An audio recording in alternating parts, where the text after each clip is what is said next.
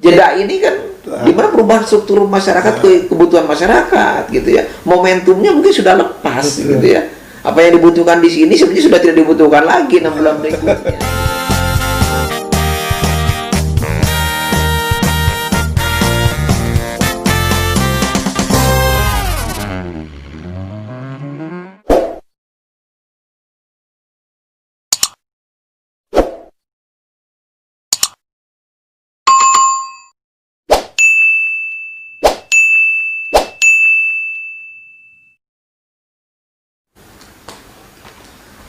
Assalamualaikum warahmatullahi wabarakatuh. Selamat malam warga Garut. Berjumpa kembali di program Guar Garut. Malam ini tamu istimewa yang sangat luar biasa. Ini jantungnya pemerintahan daerah di Badan Perencanaan Pembangunan Daerah, dan beliau adalah langsung kepalanya yang hadir di sini. Tidak lain adalah Bapak Agus Ismail, STMT. Selamat malam, Ya, Pak selamat malam. Aban. Ya. Tapi populisnya beliau dipanggil Pak Agis. Jadi Singkatan. kalau dulu Pak SBY disingkat, Pak Gus Dur disingkat, beliau lebih lama disingkatnya Pak Agis. Gimana aktivitas di bulan tahun pertama ini? Oh ya, terima kasih. Bismillahirrahmanirrahim. Assalamualaikum warahmatullahi wabarakatuh. Saya mengucapkan selamat kepada Pak Tata yang senantiasa memberikan suatu pencerahan kepada masyarakat Kabupaten Garut dengan berbagai sisi pendekatannya. Tentu saja kami dari khususnya Bapeda tentu saja sering mengapresiasi, dan kami senantiasa aktif Pak menonton channelnya Terima kasih. Pak Tata ini, dan juga karena ini sebagai salah satu barometer ataupun juga koreksi pada kita bagaimana kemudian masukan-masukan ataupun juga kritikan kepada kami pemerintah daerah khususnya Bapeda dalam sisi mengolah urusan kami di perencanaan pembangunan daerah. Tentu saja saya secara pribadi juga ini kan terima kasih atas kepercayaan yang diberikan kepada saya selaku Kepala Bapeda Kabupaten Garut yang dilantik sejak bulan November, Pak, November 2020. Ini jadi kurang lebih sudah 2 bulan Pak lah, 2 bulan saya menahkodai daripada Bapeda ini, dan ini sebuah amanah, sebuah kepercayaan yang begitu besar pada saya untuk bisa bagaimana menghadirkan sebuah perencanaan yang berkualitas, ya, perencanaan yang baik, perencanaan yang akuntabel, dan juga tentu saja perencanaan yang berkelanjutan, ya, sesuai dengan arah dari perencanaan kita ke depan, seperti itu. Pak Kabanis, sebelum melangkah jauh terkait kinerja di Bapeda, ada berapa bidang di Bapeda itu? Ya, kalau bidang kita ada 5 bidang, Pak. Oh, 5 bidang? Ya, 5 bidang. Ada 4 bidang teknis dan 1 bidang kelitbangan, karena Bapeda itu mengelola 2 urusan, Pak.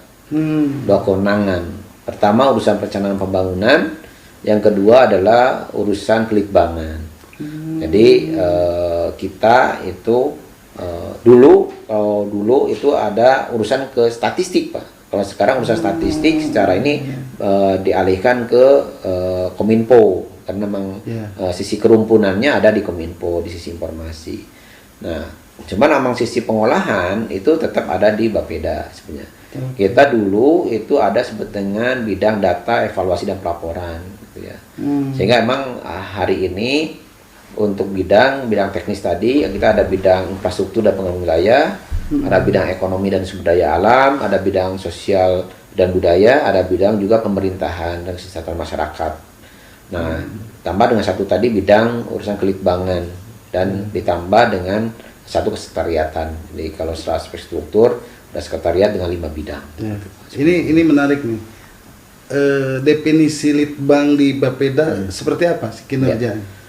Emang harapan kita ke depan bahwa emang urusan kelitbangan ini harus bisa berdiri sendiri ke depan, karena emang kalau lihat dari tuntutan perkembangan hari ini itu begitu besar kelitbangan, tapi untuk sementara ini emang kelitbangan kita bisa dikatakan masih dalam tanda kutip banci begitu Pak ya. Jadi karena belum sepenuhnya melaksanakan urusan kelitbangan, masih lebih banyak kepada urusan-urusan pengolahan data, pelaporan. Gitu.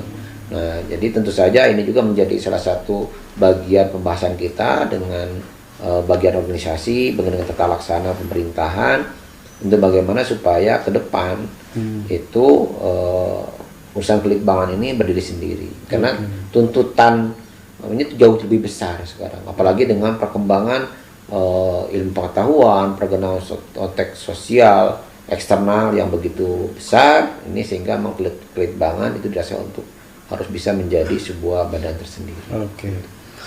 Terus Pak Kaban nih, kan Bapeda itu anggap saja satu badan yang berat ruhnya di pemerintahan ya. Kemudian ya tidak sedikit juga yang ya bukan meragukan. Artinya kok kabarnya kan usianya masih muda lah seperti itu. Tapi dapat ditepis juga bahwa yang sepengetahuan saya Pak Kaban tuh cukup lama di Bapeda.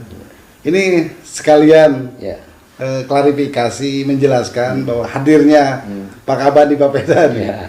Terima kasih Pak Atta. Jadi saya mungkin juga perlu kelas balik nih. Jadi kalau saya bicara tentang secara kiprah saya di Pemda itu emang kalau dari sisi kepegawaian Pak ya, kepegawaian emang saya mulai diangkat itu sejak tahun 2006. Tapi sebenarnya saya sudah mulai berkecimpung di Pemda itu, khususnya di Bapeda itu sejak tahun 2002 Pak. 2002. Ya, jadi kalau dihitung ya mungkin sudah 18 tahun ya. Meskipun saya pernah ada ngalamin pemindahan. Jadi kalau saya cerita awal saya dulu memang berangkat dari akademisi gitu ya. Jadi kebetulan waktu itu ada sebuah program yang dimana digagas oleh Bappenas, dimana bahwa kita ada perubahan secara sistem pemerintahan. Jadi memang kita ketahui bahwa dengan pasca reformasi tahun 98 itu ada perubahan sistem pemerintahan dari sentralistik kepada desentralistik. Keluarnya Undang-Undang 2299 yang itu kemudian mulai dioperasionalkan tahun 2001 gitu ya, berkenaan dengan otonomi daerah atau kita dengan Undang-Undang Pemerintahan Daerah sebenarnya. Kalau undang-undangnya pemerintah daerah bukan otonomi daerah, tapi prinsipnya adalah tentang pembagian kewenangan otonomi daerah. Sehingga ini merubah dari sistem pemerintahannya, termasuk di dalamnya adalah perencanaan pembangunan. Sebagai bagian tadi katakan kenapa Bapeda sebagai otaknya, sebenarnya bagian otaknya karena memang kalau kita bicara tentang manajemen pemerintah, manajemen apapun itu ya, terutama manajemen pemerintahan, itu kan pasti diawali oleh plan, perencanaan gitu ya. Jadi kalau kita bicara tentang konsep manajemen itu kan harus disebut dengan POAK gitu ya, atau plan do cekak gitu ya. Nah, jadi apa sih waktu planning, organizing, atau controlling gitu ya, atau plan do cekak, plan do check and actionnya gitu ya. Nah itu kan konsep manajemen gitu ya. Ini juga sama, pemerintah pun seperti itu, sehingga memang perencanaan itu menjadi garda terdepannya dalam sebuah manajemen gitu ya. Pasti orang bermula dari perencanaan. Bagaimana kemudian langkah berikutnya ya baru nanti kan kalau dalam sistem pengelolaan keuangan daerah itu kita berbicara tentang perencanaan, penganggaran gitu ya, pelaksanaan, penatausahaan, pelaporan, pertanggungjawaban. Gitu. Nah, saya potong dulu. Ya. Waktu sentralisasi belum ada badan Bapeda ya? Ya, kalau dulu karena memang saya masuk di 2000 itu memang beberapa kali berdaerah kita pernah ada badan perencanaan Pak. Oh, ada. Nah, tapi kan aturan perundang-undangnya berbeda, sentralistiknya bisa ada GPHN, ada pusat gitu ya, ada kemudian ada Repelita yang programnya kan sifatnya dulu yang namanya Pemda itu kan bukan pemerintah daerah. Dulu itu adalah pemerintah daerah tingkat 2. Kan gitu ya. Betul. Ya, dulu kan bukan pemerintah kabupaten gitu ya, tapi pemerintah daerah tingkat 2 Kabupaten Garut gitu ya, gitu. Pemerintah daerah tingkat 1 Provinsi Jawa Barat gitu ya. Ada anak tingkatnya karena memang sentralistik gitu ya di sana sehingga program-program pun juga sistemnya adalah sentralistik. Nah, kemudian dengan adanya perubahan dari sistem itulah mulailah dari 2001 itu dikembangkanlah yang namanya sistem. Tapi kan ini kan merubah sebuah sistem yang begitu besar gitu ya. Makanya sekarang kan tetap bahwa meskipun memang dengan otonomi daerah, tapi kan pemerintah daerah merupakan bagian dari subsistem pemerintahan yang lebih besar. Nah, ketika itu juga dengan perencanaan pun juga sama. Terjadi perubahan. Di mana dulu itu dilakukan secara terarah, misalnya penyusunan, sekarang mulai lagi sejak tahun 2002 itu mulailah dikenal dengan apa yang disebut dengan pembangunan partisipatif.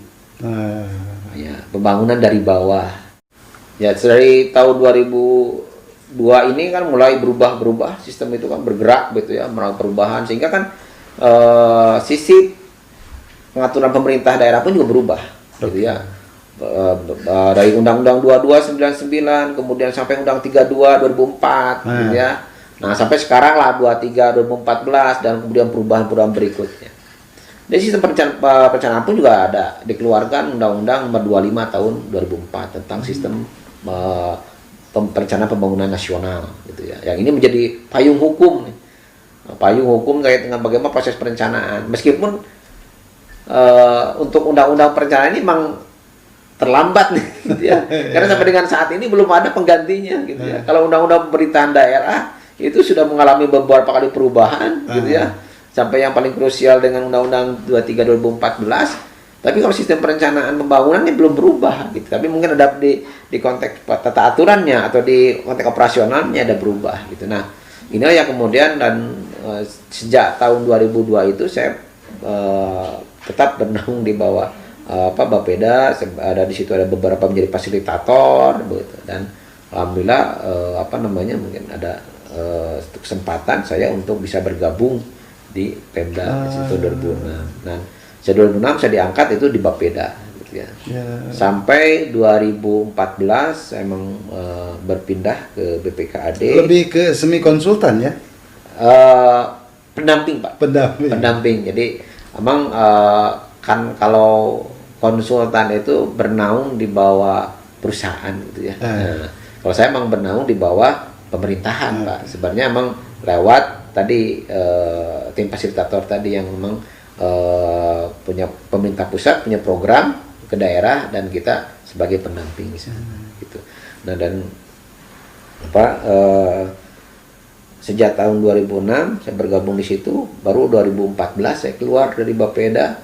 Karena saya ditugaskan di bidang anggaran meskipun tidak terlepas dari konteks perencanaan karena memang bidang anggaran ini kan lebih ke konteks perencanaan juga, perencanaan anggaran gitu. Sebenarnya tidak lepas dari ruang itu sih. 2016 saya balik lagi ke Bapeda gitu sampai dengan sekarang. Oh, CPNS di Bapeda? Ya, di Bapeda, Pak. Jadi emang ya hampir kalau dihitung-hitung ya bergaul dengan Bapeda. Saya ingat betul saya bergabung dengan Bapeda waktu itu kepala Bapedanya Bapak Hilman Farid, Pak. Oh, Pak Hilman. Bapak Hilman Farid.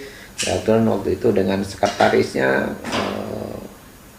mungkin sebelum Pak Cucu Samsi saya waktu itu Samsi ada sebelumnya lagi ya, saya lupa lagi lah sebelum Pak Cucu Samsi lah. Nah, tapi waktu itu ada Pak Hilman Farid yang saya ingat gitu ya. Keluar Bapeda itu di 2014 saja 14 sampai 16 balik lagi 16 gitu Pak. Jadi itu jadi emang ya begitu panjang perjalanan kalau kita bicara tentang konteks perencanaan pembangunan daerah. Memang basic di sana ya? Ya. Kebetulan memang secara latar belakang mungkin pendidikan juga saya ada di sana. Oke. Nah, Pak Kaban, ini warga Garut. Jadi apa yang mesti diragukan dengan beliau? Jadi usia boleh, tetapi profesional yang dilakukan oleh pemerintah saat ini. Jadi ada seleksi ya waktu itu. Ya, betul. Seleksi. Nah, beliau memang ya bukan karena pintar-pintar, kalau lama di Bapeda. Pintar nama sudah. Ada yang pintar juga, tapi beliau memang lama di Bapeda. Nah, Pak Kaban, ini baru ya keluar lah. rencana apa yang dilakukan oleh pemerintah daerah? Nah, ini anggap saja Pak Kaban mewakili kepala daerah karena sekarang kan menduduki kepala Bapedanya. Ya.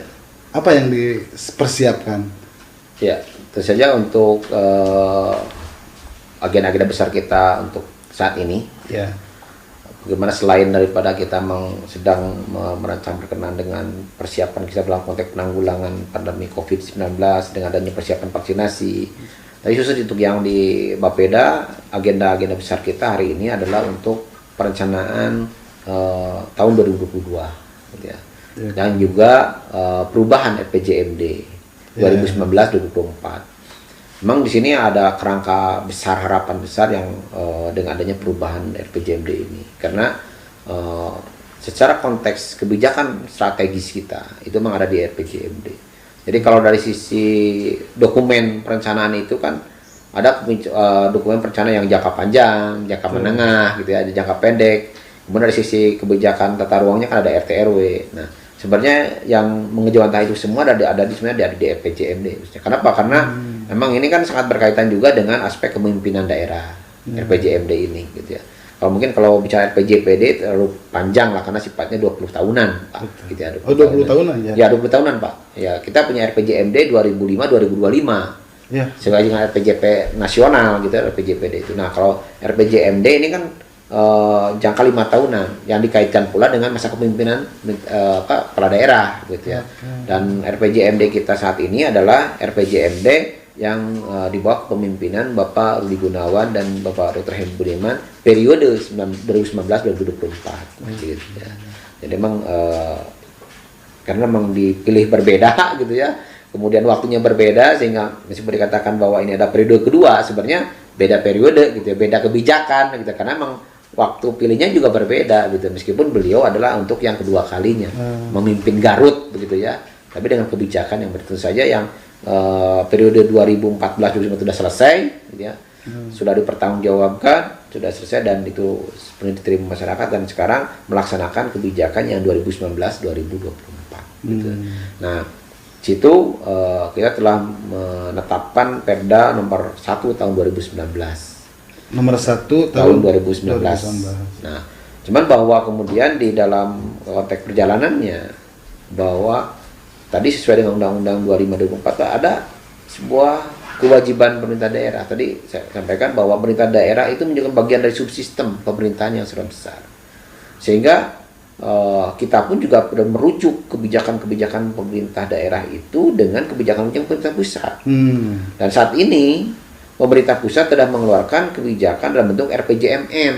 Nah, RPJMN 2020-2024 ya, di bawah kepemimpinan Bapak Joko Widodo dengan Bapak Profesor Ma'ruf Amin gitu ya.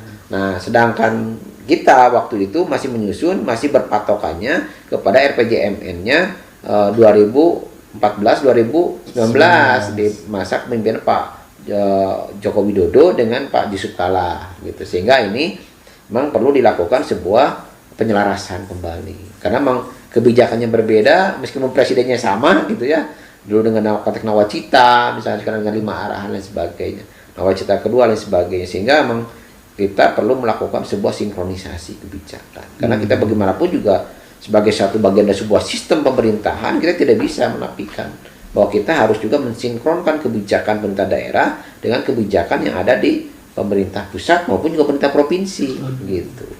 Nah, sehingga ini adalah sebuah keharusan bahwa kita melakukan penyelarasan kembali dengan perubahan RPJMD ini. Ya. Inilah agenda besar kita.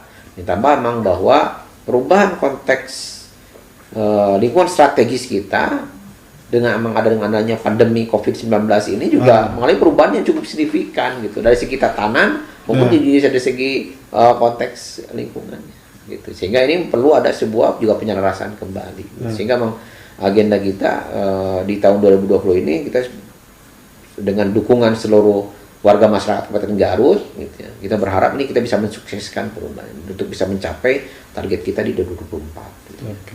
Karena memang perlu disampaikan juga, Pak, ini kalau kita bicara tentang konteks penyangga pemerintah, misalnya bahwa ini kan pemerintah ini hanya salah satu bagian saja, gitu ya.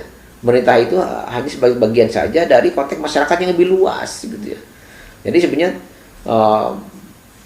bukan semuanya segala-galanya adalah oleh pemerintah gitu ya. Karena tadi kalau kita bicara tentang konteks triple domain atau bahas sekarang pentahelix gitu ya. Bisa lebih tentang triple domain dari si penyelenggaraan pemerintahan ini kan government ini menjadi satu bagian saja, domain saja. Dari domain yang lainnya, di mana ada domain masyarakat, ada domain swasta yang begitu besar sebenarnya. Kalau kita lihat dari sisi aspek kemampuan saja, pemerintah itu berapa sih kemampuannya gitu? Berapa sih orangnya kan gitu ya? Nah, gitu ya, itu sangat sedikit. Misalkan di Kabupaten Garut saja misalkan, kita kan punya penduduk kurang lebih sekitar ya 2,5 juta lah, anggaplah 2,6 juta gitu ya kalau misalnya. Ya apa pemerintah itu berapa persen gitu ya. Kemudian juga dari sisi aspek kemampuan PDB kita gitu ya, itu kan sekian ratus triliun gitu. Anggaran kita berapa triliun, berapa persennya gitu ya. Sehingga emang bagaimanapun juga suksesnya suatu penyelenggara pemerintah tentu saja akan sangat ditentukan bagaimana dukungan masyarakat. Nah ini kita sangat berharap kenapa dengan kami dengan dari awal peran serta aktif masyarakat, bagaimana untuk bisa mensukseskan apapun kebijakan yang dikeluarkan oleh pemerintah, tentu saja akan kembali konteks masyarakat. Sejauh mana masyarakat itu kemudian mendukung, kemudian berpartisipasi terhadap kebijakan tadi. Seperti itu. Pak Kaban, Bapeda itu kan siklus ya. Coba dijelaskan. Ya, kalau kita berbicara tentang tadi manajemen pemerintahan ya, bahwa mengapa dikatakan sebagai sistem perencanaan pembangunan daerah atau sebagai sistem perencanaan pembangunan nasional. Sistem itu kan tentang siklus gitu ya. Sistem itu kan yang berputar dari berbagai komponen subsistem gitu ya. Dia kan sama dengan tadi manajemen itu ada perencanaan, penganggaran gitu ya, pelaksanaan, pelaporan, evaluasi, masuk lagi perencanaan gitu ya. Makanya kan siklus perencanaan gitu ya. Coba diulang, perencanaan, penganggaran, pelaksanaan, pelaporan, pertanggungjawaban, evaluasi, perencanaan lagi kan gitu ya. Sehingga itu berputar dalam satu siklus. Makanya ketika kita bicara tentang mekanisme perencanaan itu pasti misalnya Januari penyusunan rencana awal, kemudian sampai tahapan-tahapan sampai Desember balik lagi kan gitu Pak. Siklik gitu, sehingga berputar. Jadi kalau dikatakan Bapeda itu tidak pernah berhenti bekerjanya Pak. Karena Bang pasti sesuatu juga setiap tahapan butuh perencanaan. Ya gitu ya. Jadi kalau bisa dikatakan kalau Bapeda tanpa begadang kayaknya bukan Bapeda. Jadi pasti karena memang dituntut untuk bisa melakukan sebuah proses yang terus sudah pasti karena memang bermuara di konteks perencanaan lagi gitu ya. Kita akan bagaimana bulan depan, bagaimana kemudian 3 bulan ke depan, bagaimana kemudian berikutnya kita akan terus dilakukan evaluasi, lakukan perencanaan kembali. Kalau misal hari ini ketika ada harus melakukan sebuah penyesuaian kan dicarakan lagi gitu. Begitu. Jadi kalau dinas tidak lembur bukan Bapeda ya. Bapeda bisa identik dengan lembur dan begadang. Betul. Sejak saya masih aktif di wartawan, kalau ke Bapeda malam-malam pasti ada. Ya mungkin itulah itu yang menjadi kelebihan. Harus kuat begadang. Ini sisi lain. Ini kan kita sedang mengalami bencana pandemik ya. Itu terjadi perubahan perencanaan itu sangat signifikan pengaruhnya kan. Ya tentu saja ini juga berpengaruh besar terhadap konteks perencanaan. Karena memang tentu saja pandemi ini kan merubah struktur masyarakat, merubah struktur sosial, struktur kehidupan gitu ya. Misalkan sederhananya saja ketika hari ini mungkin kita tidak pernah membayangkan kita harus melakukan rapat jarak jauh gitu ya. Pendidikan tanpa tatap muka gitu ya. Ataupun pelayanan yang lainnya misalkan dengan mengedepankan 3M atau hari ini 5M gitu ya. Tidak hanya saja mencuci tangan, menggunakan masker, kemudian menjaga jarak. Tapi kan yang terbiasa bagaimana menghindari kerumunan atau mengurangi terjadinya kerumunan dan membatasi mobilitas, gitu ya. Tentu saja dengan situ ada pendekatan yang harus dilakukan berbeda. Misalkan dengan konteks kebutuhan saja, misalnya hari ini kita harus bisa mungkin kalau dulu untuk pertemuan misalkan malam ini banyak gitu ya. Hari ini pertemuan mungkin sedikit gitu. Tapi yang dibutuhkan oleh kita adalah bagaimana jaringan yang kuat, internet yang stabil misalkan kan gitu ya. Nah, ini yang harus dituntutan dari penyelenggaraan pemerintah. Ya ada keterlambatan juga dari pengaruh itu kan.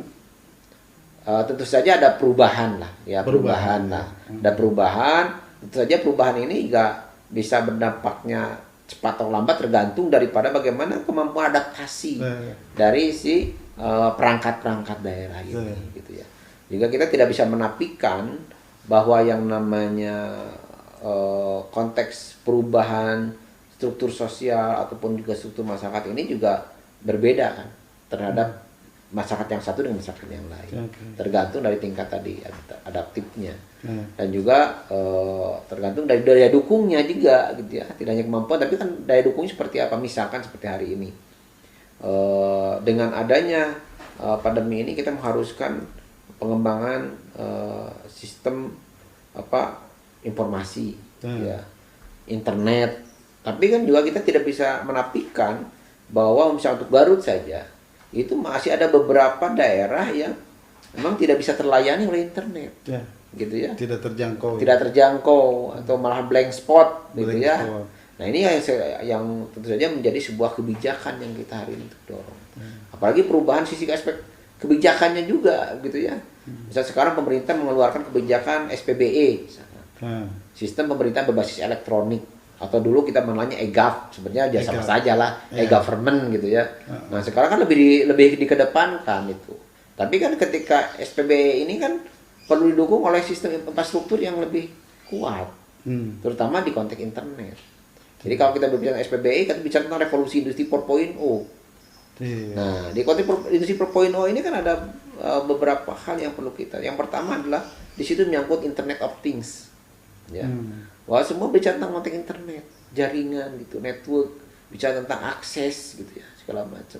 Nah sehingga ya bagaimana itu bisa tercapai? Sehingga pemerintah Kabupaten Garut hari ini menggelontorkan anggaran untuk tadi bisa membuka seluas-luasnya akses masyarakat terhadap internet. Gitu. Yang diharapkan tadi juga ini menjadi suatu potensi untuk membuka potensi yang lain. Potensi ekonomi, potensi lapangan pekerjaan gitu. Karena dengan akses internet mungkin ada bisa masuknya marketplace gitu ya, atau punya e-commerce dan lain sebagainya lah gitu ya, bisa mendapatkan itu kan. Jadi semua orang kan sekarang bisa berjualan dengan internet gitu ya. Itu yang pertama. Juga tadi itu bisa dilakukan oleh pelayanan yang lain. Sekarang informasi, misalnya pelayanan kesehatan pun juga sekarang misalnya dengan ada Halodoc gitu ya, dan sebagainya itu dengan internet gitu ya. Nah ini yang dibuka. Dan selain itu juga, tapi tentu saja ada tuntutan yang lain dengan konteks revolusi industri itu adalah kebutuhannya terhadap konteks data. Itu disebut dengan big data. Jadi ada resource yang harus disiapkan gitu ya untuk data. Karena untuk bisa tadi mengaplikasi berbagai sistem gitu ya. Siapa daerah untuk menampung nih gitu ya. Menampung data-data informasi yang disampaikan oleh masyarakat lain sebagainya kan gitu ya, harus juga ditunjang dengan itu gitu ya. Juga ditambah dengan tadi ada lagi sebenarnya yang dikembangkan dalam sisi itu adalah revolusi industri itu adalah artificial intelligence, jadi kecerdasan buatan sistem informasi yang buat. Nah itu dibutuhkan infrastruktur yang lain, tidak hanya saja infrastruktur tadi jaringan, infrastruktur, tapi juga dari sisi software sebenarnya seperti apa gitu ya. Hardware-nya juga brainware-nya seperti apa, sumber daya manusianya seperti apa, sudah cukup nggak nih gitu ya. Nah itu juga banyak hal sebenarnya yang bisa jadi sebenarnya ini banyak pengaruhnya begitu ya. Jangan tadi dengan adanya pandemi ini akan merubah berbagai sistem yang lebih besar. Nah sisi lain nih terkait COVID ya, mungkin Pak Kaban bisa membantu menyampaikan.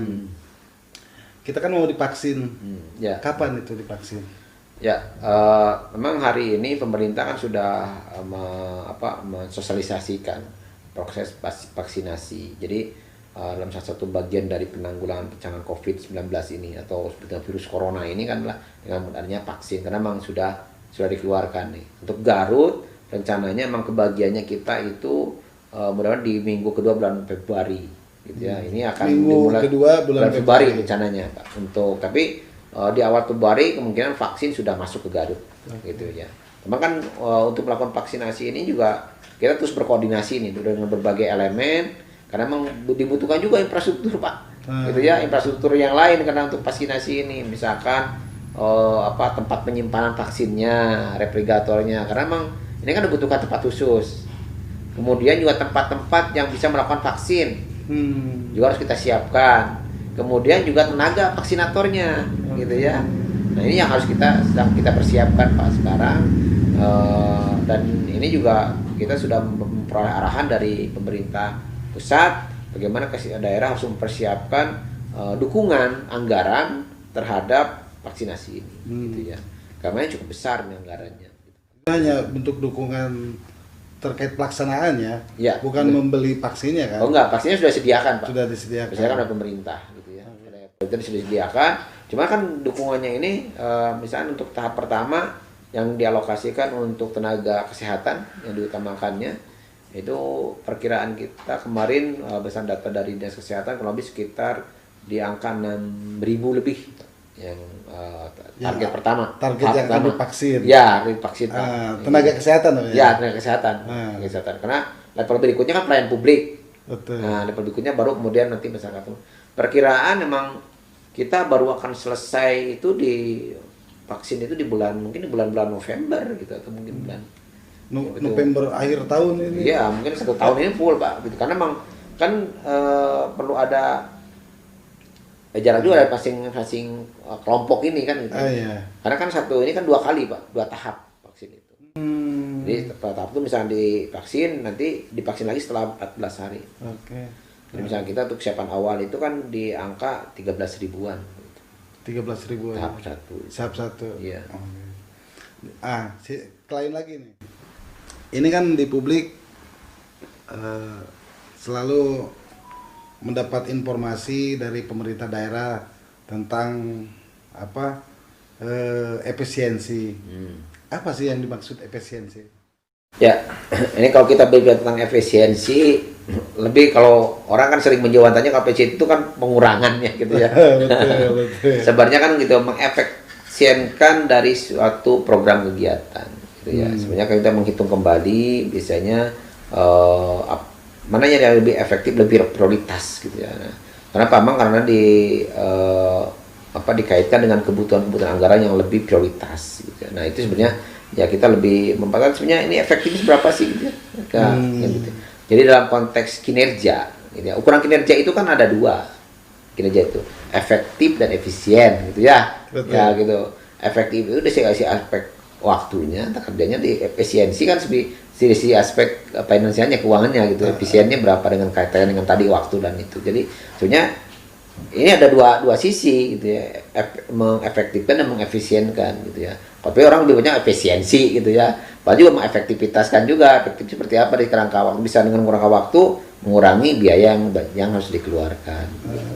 Nah ini untuk meningkatkan kinerja, jadi kinerja tidak terganggu. Nah orang kan senantiasa ya kita kan mengukur nih target kinerja ini harus seperti apa gitu ya.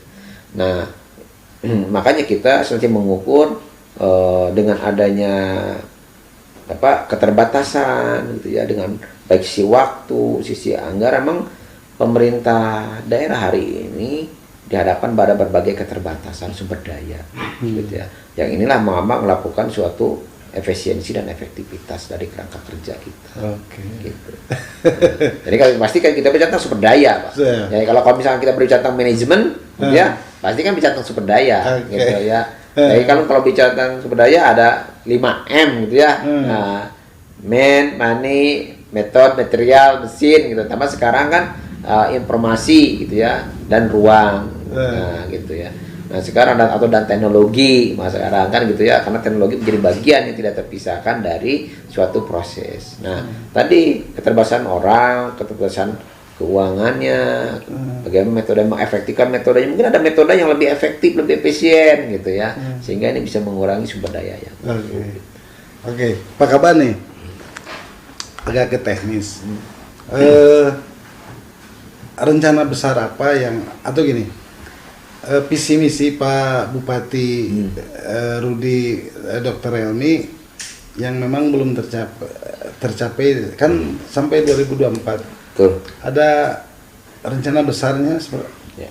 Terima kasih Pak. Jadi memang inilah salah satu bagian dari perubahan yang akan kita lakukan. Kita ke depan akan sedang menyusun sebuah grand design kita untuk 2022 sampai 2024. Dan diharapkan ini yang akan melakukan sebuah perubahan gitu ya. Visi Pak Bupati dan Pak Wakil Bupati atau Pak Rudi dengan Pak Helmi di periode 2019-2024 ini kan mewujudkan Garut yang bertakwa, maju dan sejahtera gitu ya. Ini kan suatu visi yang begitu besar gitu ya. Memang apalagi dikaitkan dengan konteks hari ini, misalkan konteks bertakwa gitu ya. Memang ini begitu tantangan begitu besar, apalagi dengan perubahan struktur sosial gitu ya. Memang ini sangat dibutuhkan gitu ya. Apalagi di mana Kabupaten Garut dengan mayoritas Muslim gitu ya. Bagaimana mewujudkan anak dengan hari ini dengan begitu gencarnya informasi, teknologi juga memberikan efek-efek negatif kepada ada juga efek negatifnya gitu ya. Betul. Ya ini yang terus saja harus digali bagaimana kemudian kita mengedepankan ketakwaan ini kan gitu ya. Nah, ini yang bagaimana kita jawantahkan dengan konteks menciptakan kesalahan sosial gitu ya. Di masyarakat seperti itu. Nah, realnya seperti apa gitu? Realisasi tentang untuk mencapai ketakwaan itu. Ya, artinya indikator kita adalah bagaimana tingkat kesalahan sosial masyarakat. Jadi kesalahan masyarakat itu kan bagaimana kemudian mengurangi angka-angka tingkat kriminalitas, misalkan ya kejahatan atau kemudian juga perbuatan-perbuatan yang dianggap itu tercela begitu kan ya. Nah ini kan ya, kalau kita bicara tentang takwa kan konsepnya ada dua gitu ya, menyuruh pada kebaikan gitu ya, melarang kepada kemunkaran kan gitu ya.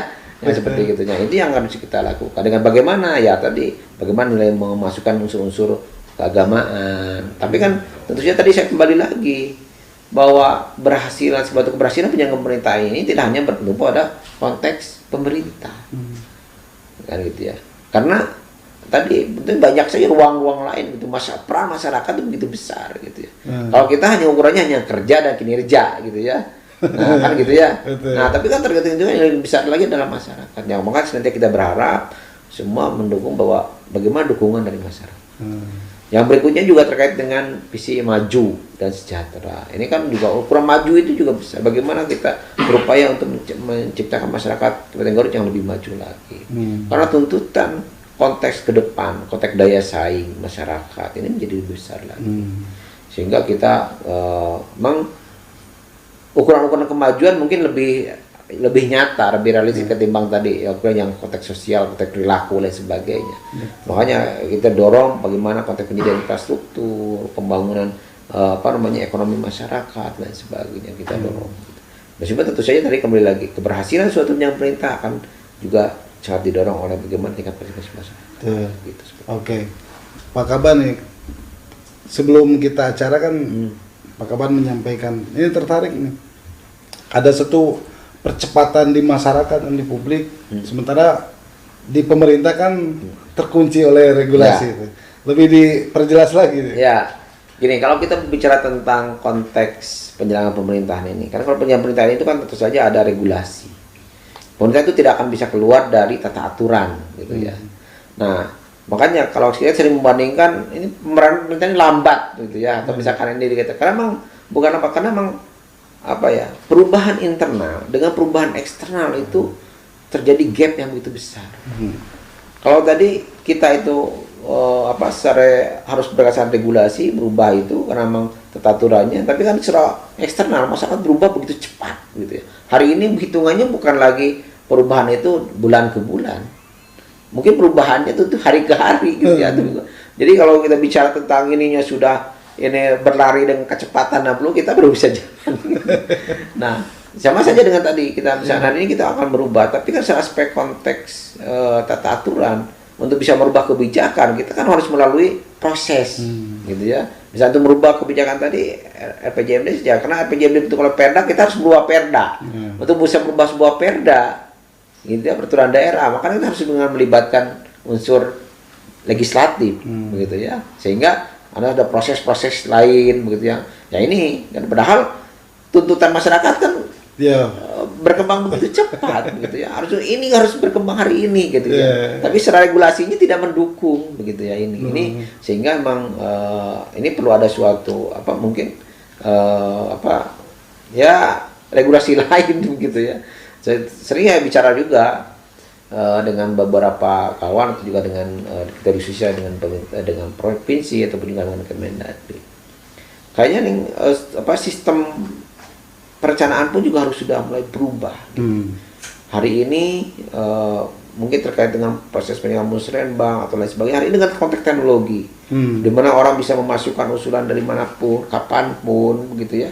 Ini memang karena ada jeda waktu yang cukup panjang nih Pak, dari perencanaan sampai ke penganggaran ini. Nah, gitu ya. Perencanaan itu kan diawali dari Desember gitu sampai musrenbang di bulan Maret dirumuskan gitu dan sebagainya. Sedangkan penganggaran itu di bulan Oktober, bulan September gitu ya baru mulai gitu dan sebagainya. Ini kan jeda ini kan di mana perubahan struktur masyarakat ke kebutuhan masyarakat gitu ya. Momentumnya mungkin sudah lepas gitu ya. Apa yang dibutuhkan di sini sebenarnya sudah tidak dibutuhkan lagi 6 bulan berikutnya gitu ya.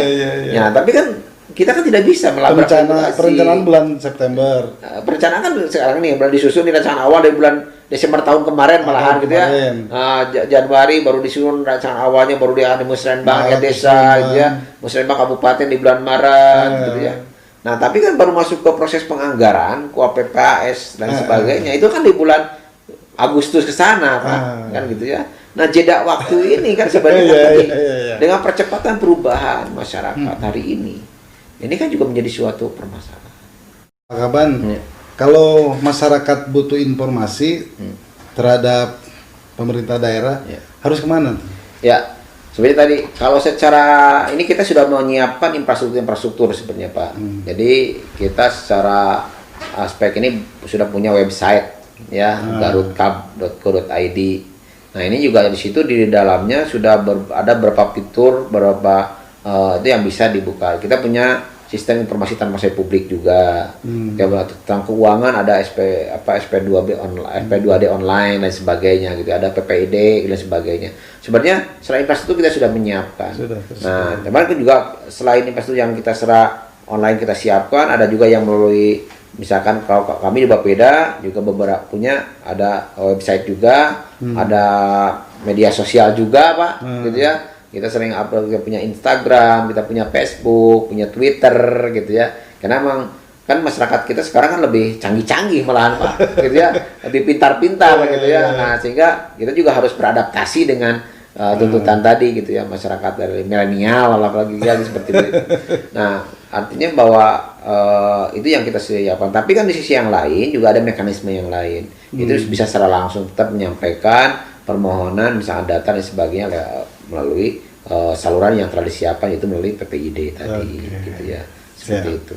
Jadi emang kita sudah bangun mekanismenya gitu, seperti itu. Aduh, terima kasih nih Pak Kaban. Kita sudah 1 jam lebih ya. Informasi yang memang dibutuhkan untuk publik dan Pak Kaban menjelaskan secara sistematis, rinci. Mudah-mudahan tidak puas. Amin. Karena kan bisa berlanjut bisa berlanjut kembali. Ini closing statement Pak Kaban. Guar Garut ya. Nah, ini juga tentu saja kami dari atas nama Bapeda menyampaikan ucapan terima kasih dan apresiasi setinggi kepada seluruh masyarakat yang telah memberikan perhatian yang begitu luas kepada kami yang selama ini telah berjalan dengan baik. Dan tentu saja tentunya kami juga meminta dukungan gitu ya, partisipasi dari seluruh warga masyarakat Garut untuk dapat bagaimana menghadirkan sebuah perencanaan yang lebih baik, sebuah proses pembangunan yang lebih baik lagi di Kabupaten Garut untuk dapat mewujudkan visi Kabupaten Garut yang bertakwa, maju dan sejahtera ya, sampai tahun 2024. Saya kira semua tidak ada yang lebih bermakna kecuali dari apresiasi masyarakat Kabupaten Garut. Partisipasi masyarakat Kabupaten Garut ini yang lebih penting, menjadi bagian yang tidak terpisahkan dalam sebuah proses penyelenggaraan pemerintahan. Amin.